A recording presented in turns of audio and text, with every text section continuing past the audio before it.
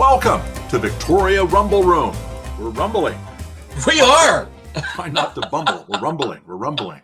I'm Robin Adair. With me, as always, my co-host with the most, John Juricic, the Croatian Sensation. And he can pack a punch. He can pack a punch. That's and right. so can our guest today, Mark MacDonald, the columnist from the Business Examiner. He doesn't pull any punches when it comes to what's going on locally, provincially, nationally, you name it. And there's so many things to talk to Mark about. Let's go right to Mark and find out what he has to say. Mark MacDonald, I believe, we're hearing from him all the way down from Nanaimo, I believe. Nanaimo? Where is that? I think it's in central Vancouver Island, last I looked. The former hub city, now the harbor city, and there he is. There he is. We've Mark introduced you, Mark. How are you, Mark? Doing? Gentlemen, just doing great. Lots of great news and things to talk about today, I bet, huh? Oh, well, it just seems there's a few things, and you know, it's the preoccupation in this province right now to talk about pipelines, despite what David Eby may say. I think the majority of Canadians are very interested in pipelines, and we're just about to have an MOU unveiled between Alberta and the federal government about a possible pipeline to the West Coast. Eby is furious that he hasn't been invited to the table. I can't imagine why he thought he would be, considering he's been such an opponent. And now we hear the coastal First Nations, which represent, I believe, 12 First Nations. So it's not like it's the whole provincial First Nations. It's 12 out of 111. Anyway, they're opposed to it. But Mark, I think this is actually pretty good news for the country. It's tremendous news for the country. Robin, it's the right thing to do. And the First Nations will come along because they're going to be partners in this. That's the way it's structured, and it's going to happen.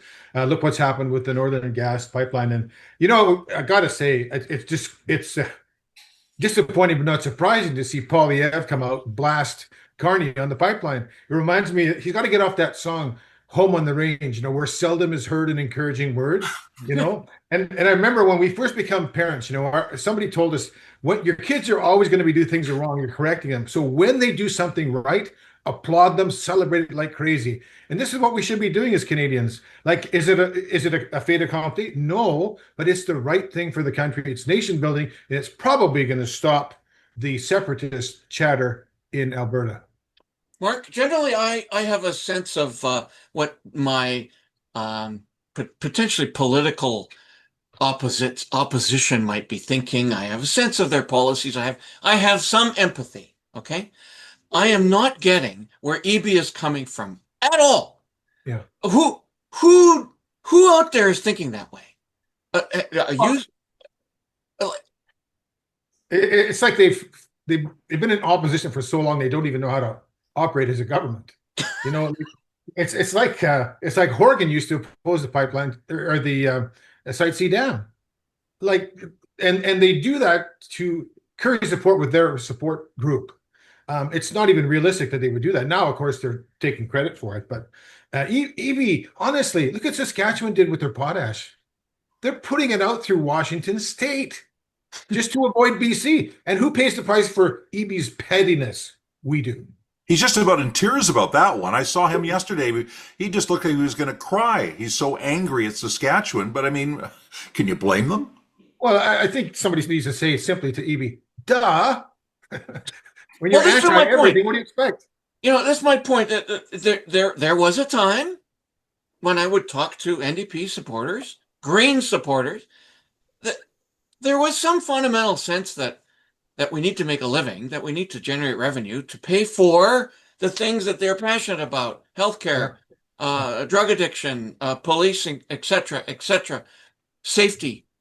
This is against all of those things, and I'm not understanding where he is coming from. Is it because he's lost? He doesn't know where to come from? Well, I think he's made a living out of being a naysayer, right? I mean, I think if he was a battery, both terminals would be negative. I don't think he knows what positive means, you know? This is how about this whole carbon capture business, though?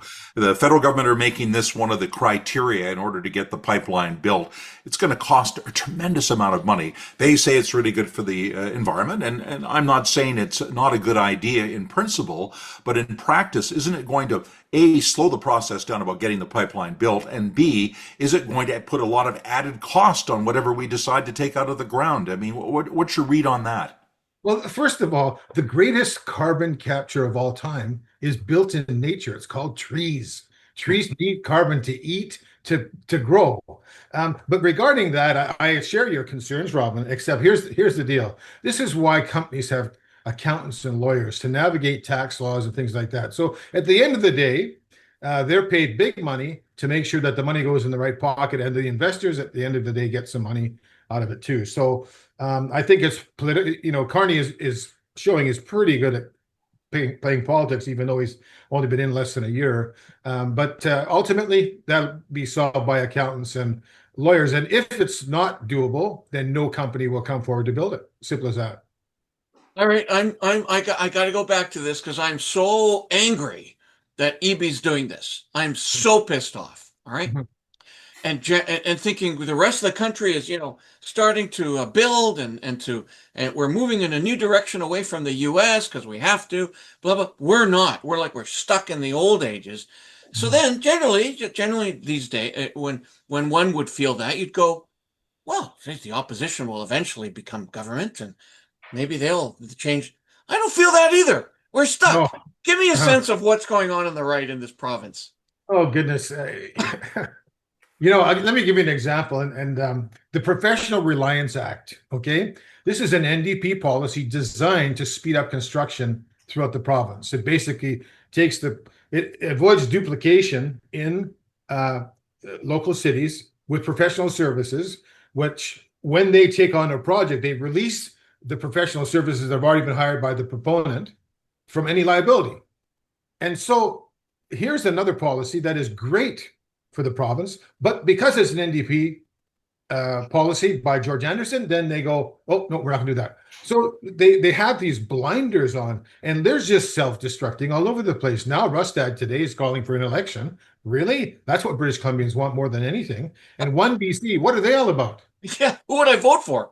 Well, I mean, Eby could call an election. He could call an election now, and he knows right now that he is not popular, and he also knows that the pipelines have the approval of the majority of British Columbians. The polling is in. The majority of British Columbians support the pipelines. They don't buy what the NDP is selling, but are they going to turn to John Rustad at this point? I think they need to find a leader that the people of British Columbia want to back, and I think that's the only way we're going to get a center-right government in the province again. And so right now, it's kind of working out for Eby, don't you think? I think so. I wonder if it's time to draft Brad Bennett. He's the grandson of WAC and the son of Bill Bennett. I love Brad Bennett. He was a chair of BC Hydro and UBC. He's a good-looking guy. He's well-spoken, very great resume. We need somebody to unite the non-NDP. But I tell you what, if and you can start to see the flames coming up now about this First Nations settlement not settlement, but favorable ruling in Richmond. This is going to set people's hair on fire. And Eby's been working on this for 8 years when he introduced UNDRIP as a priority of the BC NDP. Let me tell you something. Nobody's coming to take my land. And I was born here. This is my country. And so Eby is facing a firestorm. And he figured he's going to sneak this one through. Finally, and I got to give props to my favorite writer, Vaughn Palmer, the Vancouver Sun. He's the one that sniffed it out first. And he's been slowly raising the volume on it. And Eby is I think Eby is in serious trouble because of that alone, because even NDPers will turn him up for that one. I just want to ask you about Pierre Poilievre. You brought it up briefly, and we were talking to Judy Tyabji last week, and I was getting ribbed pretty severely because I actually voted Conservative in the last federal election because I was so upset about Justin Trudeau, and I wasn't sure that Mark Carney could deliver. But what I'm seeing from Mark Carney so far is very much the Conservative platform. And I see a guy who's actually moving slowly some of the big Trudeau people out of his cabinet. There's going to be another cabinet shuffle coming. And at the same time, it seems to me Poilievre has been out of step ever since Donald Trump became president. He didn't know what to do about Trump. When Trump was threatening Canada's sovereignty, I thought that he kind of, for a guy who's so combative, was very quiet. And now that Carney is sounding very much like a conservative, it seems very hollow when you hear Poilievre. even if maybe before you thought, well, that guy's got a lot of spunk, or he has a lot of good things to say. What he says now seems to be out of step. Do you think it's time for a realistic review of who is the leader of the federal Conservatives if they have any hope of regaining the momentum? I think that day is past. And if you back up to Harper, Which day is past? to review Poilievre. So Poilievre's here to stay then, in your mind? Well, for the next few years, yeah. I think if you back up to Harper and McKay, they had some kind of a gentleman's agreement that Harper would take the first, and then McKay was supposed to follow after. McKay would be what would be called a red Tory, right? McKay, I like Peter McKay. I've met him. He's a well-spoken, handsome guy. We need someone like that, because Poilievre was Harper's attack dog, and he's become Johnny One Note, and he can't get off the tune, right? Everything, he sounds like he just eats crab apples for breakfast and lunch, and maybe an appetizer after dinner. Like the only thing he knows is negative. Like seriously, like this pipeline thing. Like Poilievre campaigned with me in Ladysmith in 2015, so I like the guy personally. But do you have another voice? You absolutely need one, because Carney has stolen his volume. You're right. I agree with you. Which is actually, in some ways, not a bad thing for the country. I mean, if we were all thinking Trudeau was so out of step and we badly needed a change of tune, at least we're hearing some of that from the Carney camp. I suggest it puts Carney in a much stronger position, although to hear some of the pundits on the CBC, well, the Western Liberals are all in big trouble here. And then you hear Wilkinson and some of the other Western MPs saying, well, this is all bad, these pipelines and all this stuff is bad, but they've been shuffled out of cabinet already. So do you think Carney has enough general support in the country that if he was to call an election based on pipelines, he could win this? Well, I have to say, so I've been a conservative, as you know, for many, many years. I'm giving Carney the benefit of the doubt. He's doing things that should be done, and I am giving him a chance, whatever that's worth. Again, if Poilievre's main accomplishment is that the Carney has stolen his policies, well, then I guess you could say job well done. But Carney has to demonstrate that he's capable of leading other than just attacking, right? And so I think Carney on this, he's listened to Alberta. He's recognized that the signs were there for separatism, and he's slowly undoing some of Trudeau's draconian laws. And listen, I like it. Mark? I'm not going to be liberal tomorrow necessarily, but I'll tell you what, I like what he's doing so far. It's quite fascinating, because I was, Carney back 6-7 months ago. Now I'm skeptical. I'm skeptical because I'm thinking, okay, I really need to see some of this stuff come together, and I'm perhaps being and I think reflective of how we now interpret political theory and political information. It comes in about 10, 15 seconds. It's got to be solved within another 30 or 40 seconds. And that's how things work these days. And so within that milieu, you have this very accomplished individual, ran global banks, took us out of the depression of 2009. I want results right away. That was Harper. That was Harper, really, wasn't it? It was Harper that did that. Yeah. But Carney was Bank of Canada governor. I mean, he appointed by Harper. Yeah. But he stood.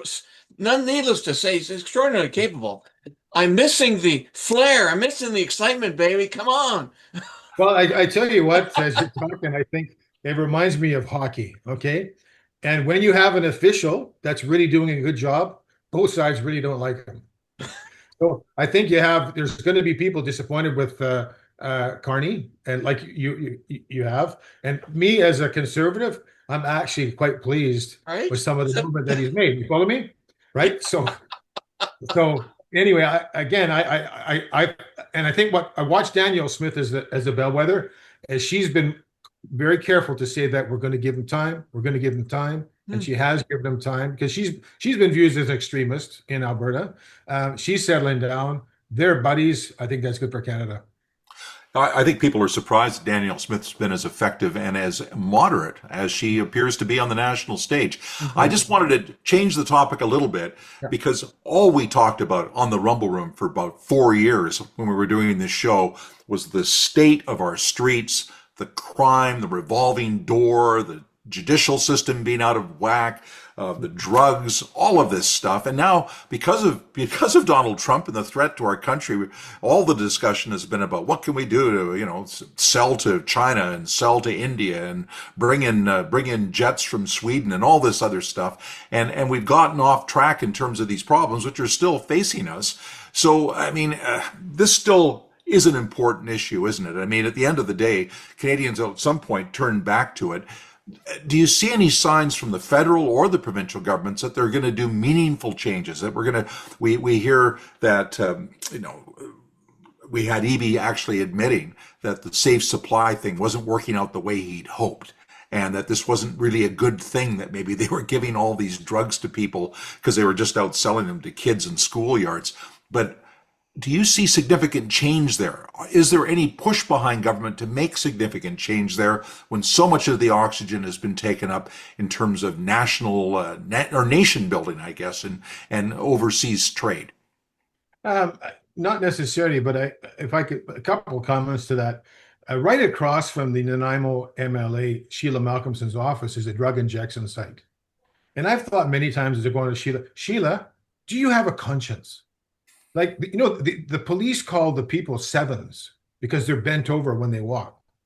They're loading them up with drugs right outside her office, and she doesn't do a darn thing about it. Do you have any kind of a heart for humanity? And all the governments do is they just say the feds blame the province blames the city blames it, and it goes round and round and round. Nobody ever solves it. But let me just tell you what I think a great glimmer of hope is. John Wilson, as the new CEO or president of the Victoria Chamber of Commerce, finally, and it's been years since they've said anything substantive from the chamber. And the chamber, John knows this, we've talked about this before, the chamber is extremely powerful as an advocate for business if it does the right thing and stands up. So I'm really happy to see John Wilson addressing this stuff and say, I'm not going to sit in the sidelines and clap for the NDP. So in case we get some extra grant money, which seems to have happened before, now he's standing up and says, enough. We need to stop the mess on Pandora. And I think from a grassroots standpoint, it's guys like John Wilson, who is very well respected in his own right, and with the power and the might of the chamber membership behind him, that the governments can't tell him no. And I think if we have enough people like John Wilson to stand up and resurrect the power of the chamber, if you think back to, who broke the mob in Chicago? It was the Chamber of Commerce. They went to the government and said, you have to stop what's happening with Capone and these guys.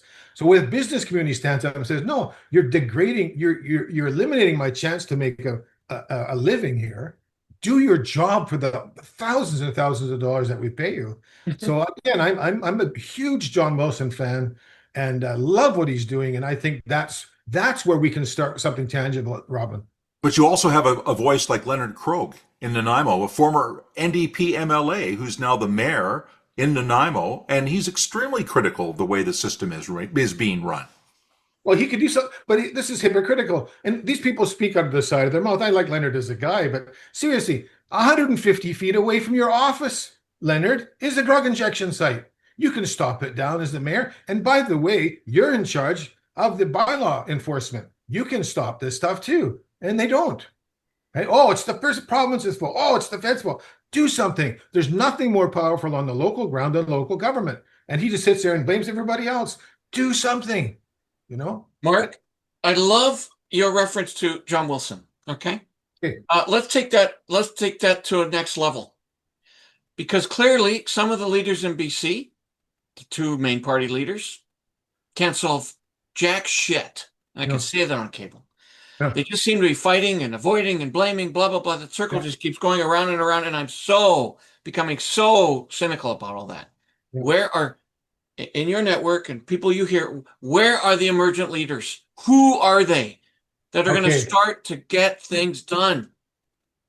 Well, I've long been a Stu Young fan, okay? And Stu Young, where is Stu Young?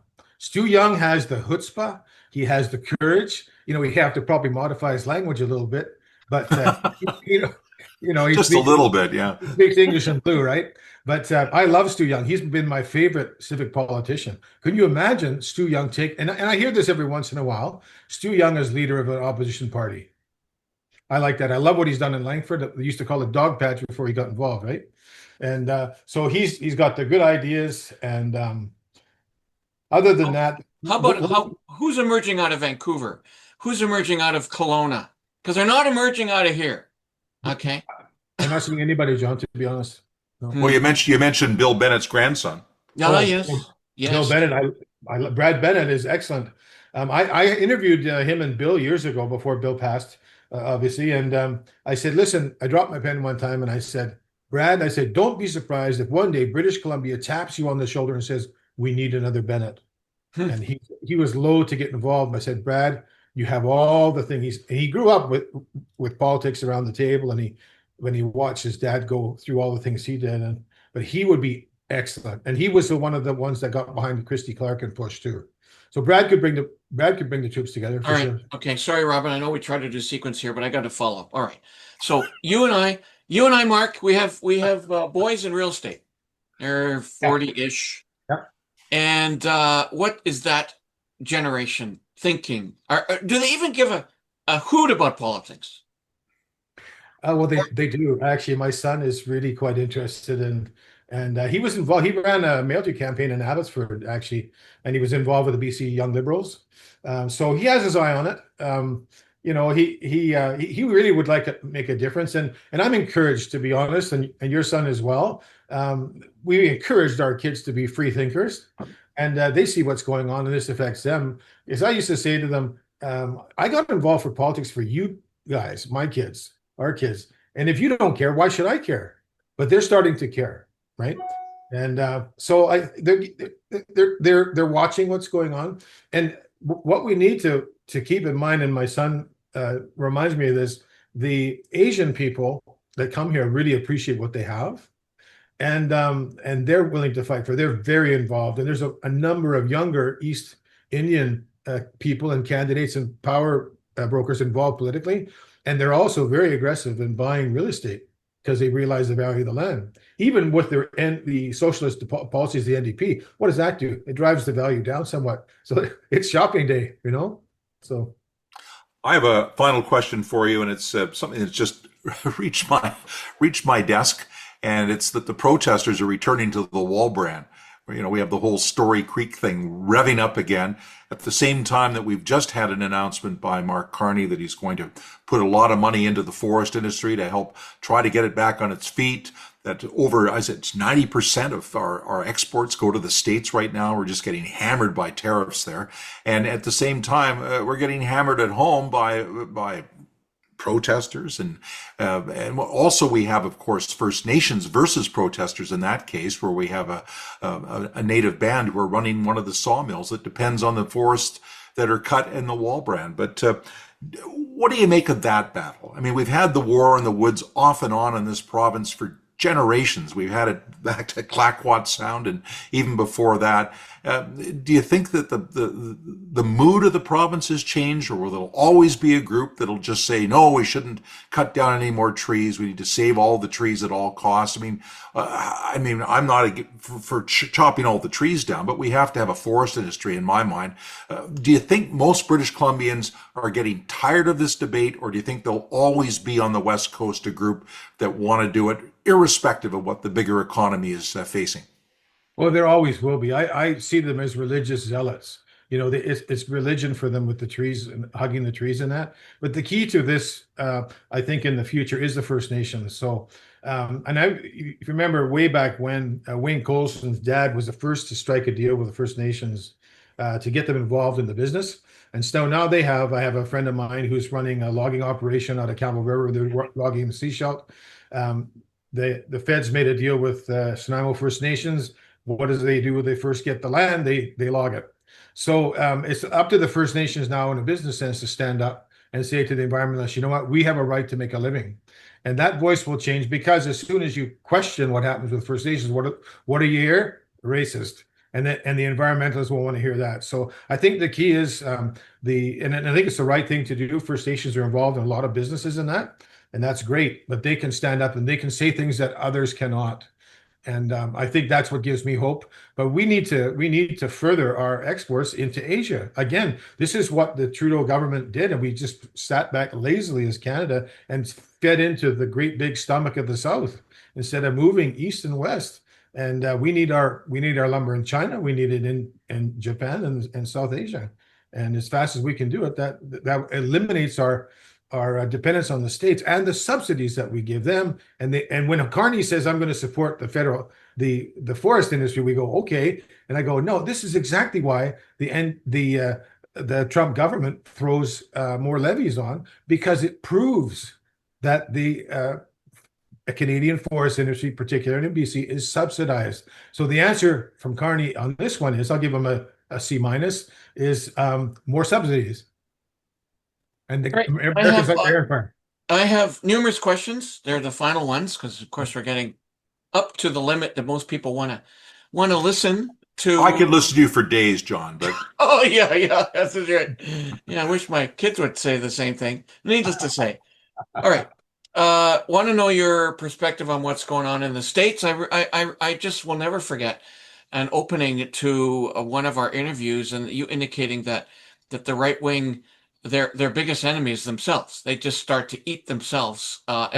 It does appear that Trump's base is starting to splinter. I'd like to hear your opinions on that. Secondly, I would therefore, not that we're sitting at the end of the year here, how does 2026 look in terms of predictions? I'd love to hear from you on the provincial side in BC and on the American side. What might happen in the new year?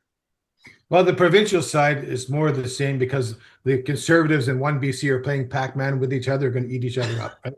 So we can't get it together. But as far as the states goes, Trump has about 6 months. He needs to turn the economy like he says he did. And he's suggesting there's going to be $2,000 to every American from the tariffs. That will come as a cash injection. All these things are designed to get the economy humming before the midterms. If they lose the midterms, then everything changes in the states. They know it. The Democrats know it. Everybody knows it. So again, he is losing support, or people are starting to become more vocal, and he's vicious if you oppose him, right? So he's intimidating, but he's out in 2.5 years. So the thing, I like someone like Tulsi Gabbard. I know they're propping up Vance, but I've listened to the podcasts from Joe Rogan from Trump, and I like Trump more, and I like Vance less. I think Vance to me was scary in some things, so I wouldn't say he's necessarily the heir apparent. I love people. Gabbard's a former Democrat, very well spoken. She could be the first U.S. Female president, and from a Republican side, I think. Okay, give me some hope here for the new year. I need more than Rustad is going to eat up. Like, what's real? How are they really going to get out of this mess? Mark, you must have given this some thought. I have. I feel the same as you, John. Like, seriously. So who is the bright shining star within the caucus? Well, and I would ask you this. Who is John Rustad? If John Rustad walked into your office, would you know who he was? I think he might be the middleman. Right? There's no profile. How about Gavin Dew? What do you think about that name? No. Never have to think about the name. It's too much, I just think sometimes, unfortunately, sometimes people stay too long. They don't see it themselves, and then it all folds in on them.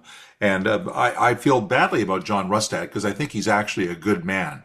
And I think what's happened is that this party has grown up around him, and suddenly he's a real power. And I don't think that was really ever his game plan in politics, to become the leader of a fledgling political party. I don't think when he became an MLA, he ever thought there was a chance he was going to be the premier of the province. But here he sits. And if he was to step away now, there isn't a clear heir apparent. And I think the fear is if he steps away, then the whole thing kind of collapses. So it even works more to Mr. Eby's favor. So it's a short-term mess. And what happens longer term, we'll all have to cross our fingers. But Mark, this has been fantastic having you on the show once again. You guys, yeah. Since we've restarted the Rumble Room, you've been an intricate part of it. We've had you on several times since we got going again in September. I want to thank you again for being part of the resurrected Rumble Room, and I want to wish you and your family all the best for the holiday season. But you as well, and thank you. Always enjoy you guys' company and your opinions. All right, well, we love to rumble on, and with that, rumble on. Rumble on. Talk to you again next week. Okay, guys.